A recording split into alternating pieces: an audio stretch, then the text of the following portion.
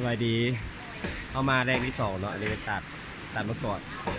บรรยากาศน้ำปลาอันนี้มันสาดน้ำเนาะมันมีสาดเนี่ยมันมีน้ำปลาเป็นคนบอลอยู่ใหญ่หรอก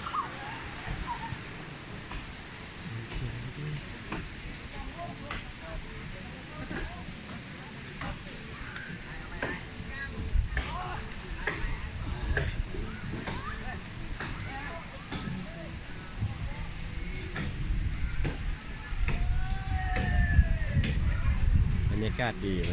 เย็นสบายร่มรื่นเนาะมีกกไม้เต็มน้ำใสน้ำมาแต่ปูเป็นสมดินถาอยู่เลย